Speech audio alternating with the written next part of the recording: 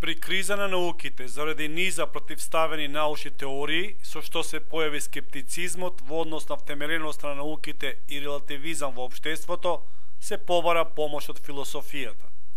Хусерл во однос на философијата направи обиди да постави единствена научна основа со филозофијата како строга наука и универзално знаење засновано врз единството на човековиот ум. Философијата како строга наука, за да им помогне на науките, би била основа за опфаќање на целата реалност во целото нејзино единство.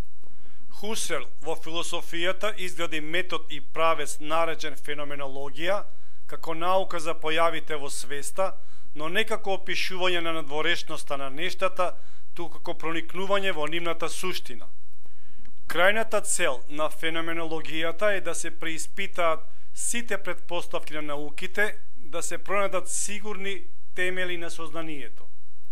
Феноменологијата не се занимава со предметите што постојат надвор од нашата свест, туку со појавите во нашата свест.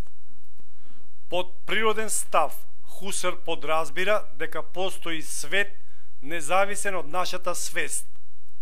Во однос на природниот став, философијата мора да се воздржи од изјаснување, давање суд за нешто.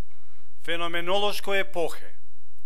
Сигурното знаење се наоѓа во првичното искуство на свеста, изворните доживувања на самата свест, трансцендентална субјективност. Хусерл разликува три вида на свест, и тоа: емпириска свест, чија содржина се психичките доживувања, свест како внатрешен наблюдувач на сопствените доживувања, свест како форма на психичките интенционални доживувања. Феноменологијата се бави со интенционалноста, која секогаш е насочена кон некој предмет како нејзино основно својство, кое е изворно, првично и чисто. Суштината на самиот предмет ја определува резидиумот, остаток, оследењето на рефлексивноста. Тоа е априорна предискуствена форма за појавување на предметот во свеста.